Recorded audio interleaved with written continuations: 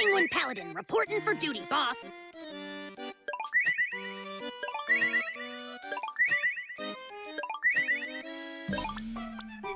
Michael, reporting for duty.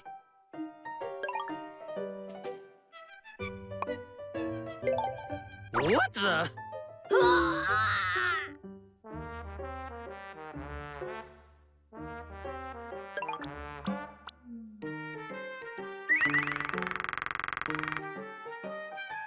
Snack World is an absolute delight to play. It's one of the most charmingly humorous games that I've played since Paper Mario the Origami King, and both of these games came out last year, but I mistakenly waited this long to pick up the other.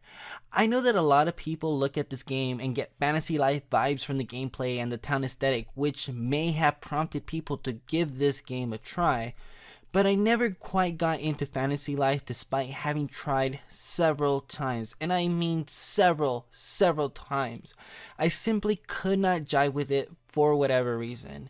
And finding out that Level 5 made this game, Fantasy Life, and Ni no Kuni, another game that I've tried multiple times to get into, I was almost certain that Snack World wasn't gonna be for me. However, the big boys version of Level 5 also worked on Dragon Quest 8 and 9, and I love both of these games. Somehow remembering that this game exists and seeing it go on sale during E3 this year, I jumped in on it and I find myself absolutely charmed and sucked into this world. I find Chup and his friends to be a quirky bunch that are sometimes there along for the ride, but it's mostly them crossing paths with me. The Snack World anime is where they really shine since it's mostly just about them. Even though Chup is on the box art front and center of this game, this character over here is who I, the player, actually play as. And if you don't like their design, that's alright, cause it's a custom character. You pick them out at the start of the game, and although you're really generic looking and lacking cool swag in the beginning of the game, you'll get your chance to fill into something pretty cool soon enough. Like this, for instance. Today I might be a jockey, or I'll wear my summer outfit. Or what if I choose to wear my Robin Hood clothing with a hat? Not that I would anymore, because that's so early game stuff. I really just want to look like a cool guy in Snack World, and I can. Because I have my dungeon crawling permit, and with it I managed to make all of these outfits available. And I really want this one, but not yet. Just not yet. Snack World being a world about snacks would have you believe that this game is about food, right? Well, my good friend, my dear old viewer, the clicker of this video, it is about snacks, but not food. What? I lied to you again. It is not even about snacks either. Snack World is a world with snacks in them, but they are not what this game is about. Actually, the truth is that I don't actually know yet. The first few chapters of the game are about going on fetch quests for Snack World's king's precious daughter, the princess. And I guess after chapter 5 the game changes, but at the time of writing this, I haven't made it there yet. So I don't actually know. But snacks are here. But are they the focus? Well, kinda. Snacks are the monsters in this game, and while dungeon crawling through the missions, you have opportunity to capture snacks and add them to your team. And what I mean by capture, I mean that you get to take a picture of them so you can summon them later on, kind of like in Yokai Watch, but also doing the side story missions. That's right, side story missions. Because there's also side quests here that are not story driven. But by doing side story missions from residents of the kingdom, you can also have these characters join you. My current setup is these two snacks, Freddie Mercury and Sid of Doubt, both of which I obtained through dungeon crawling.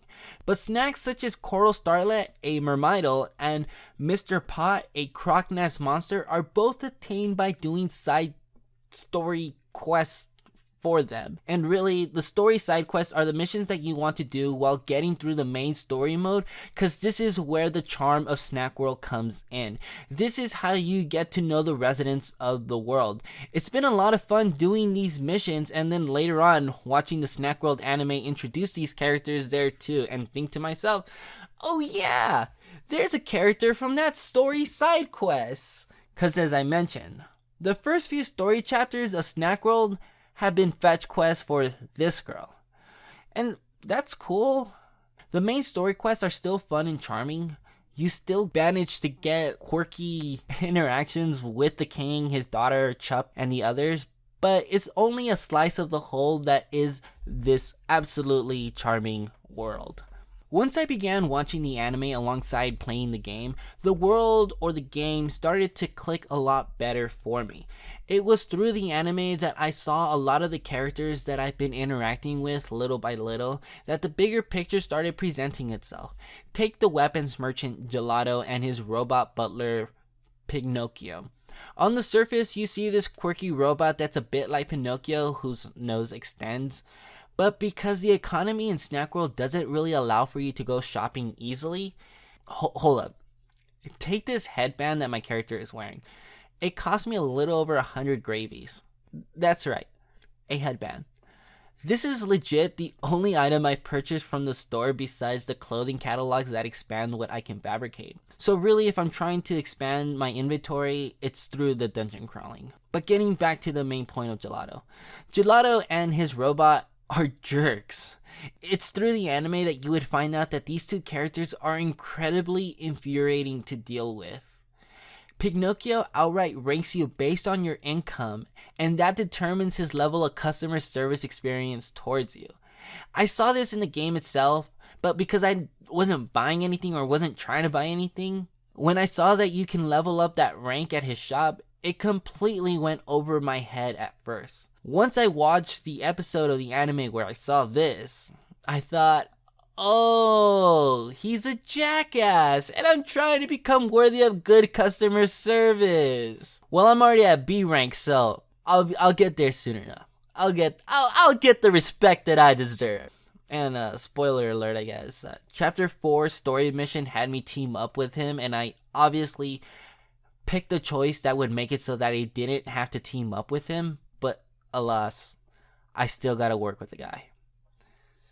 Or with the bot? I really much rather work with Chup or one of his friends and help him save the princess, but oh well. It's not that the anime is a required experience to get the full picture, but I think it sort of helps because otherwise you're mostly seeing the same story twice. I keep ahead of the game so that when I watch the anime, I'm not entirely spoiled, and the interactions and the story itself is different-ish enough from the main gameplay, but it's kind of like very similar. So just play the game, watch the anime if you're interested, but like, I don't know, maybe space it out a bit so that it's different enough. I don't know. Chapter 2 in Snack World, the king asks the player to go find the Kraken and get some of his mystery face cream so that his dear old daughter may stay young and youthful forever. I went through the story missions, did the side stuff, eventually got myself to this part of the game where it's revealed that the face cream is indeed the Kraken's bowel movements. Yes, that's right, ladies and gentlemen, and dear old viewer who clicked on this video. As disgusting as it is definitely treated as something disgusting. Everyone who knows it is indeed grossed out. But the king's dear old daughter did in fact cover herself in that cream. The joke is played out in an even more grandiose way in the anime than in the game. So I really recommend checking that out if you're interested, but like by all means, just remember, the Kraken makes CRAP. Chup and his friends are all grossed out by it. Chup doesn't even want to give it to the princess, but this moment where the mermen are singing and preparing the Kraken to do his Kraken stuff makes it all worth it. Snack World is a comedy through and through. I have yet to make it to the midpoint of the game, and much less see the back half of what the game looks like, but the game hasn't let me down yet. The thing about the gameplay is that it's simple enough to grasp, but the game has enough of a bite to it that if you think you can cheese your way through it, you'll likely end up collapsing in the middle of the dungeon and needing to start over. As somebody who enjoys exploring JRPG worlds and seeing what I can find in that random corner of the world, I was mostly uncertain about the dungeon crawling being procedurally generated, but I remembered that I've done it before in Pokemon Mystery Dungeon and it was fine. I don't mind it.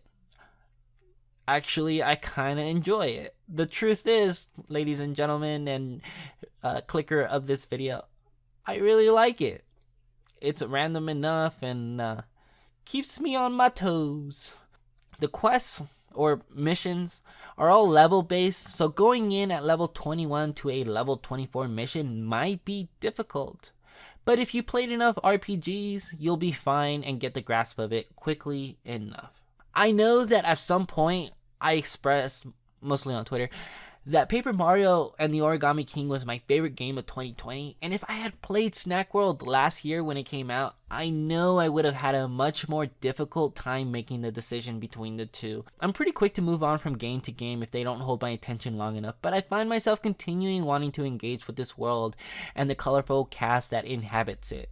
From the monsters to the human characters, everyone seems to be uniquely realized that any bit of side story quest or character interaction is a fun enough experience. There's a multiplayer mode to go on missions with other players in IRL, but since I don't know anyone who plays this game, I'm here trying to tell you all about how much I love the world of Snack World and how much I want everyone to take a trip there. Give it a try. Give it a try if you see it on sale. It's a level 5 game. People like level 5, so maybe give it a try if this video interested you enough. But also, if you like this video and you want to see more, then subscribe to the channel. Give a thumbs up and share this out to anyone who might want to play Snack World.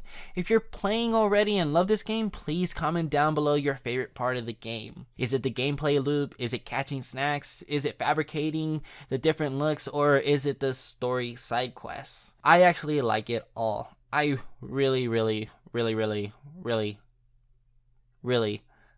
like this game. I can't wait to see where the game goes after chapter 5, but I'll talk to you all in the comments below. Bye, Jeff.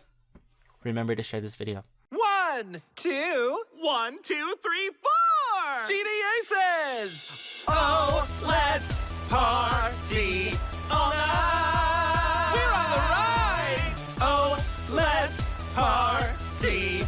Oh, let's talking pride!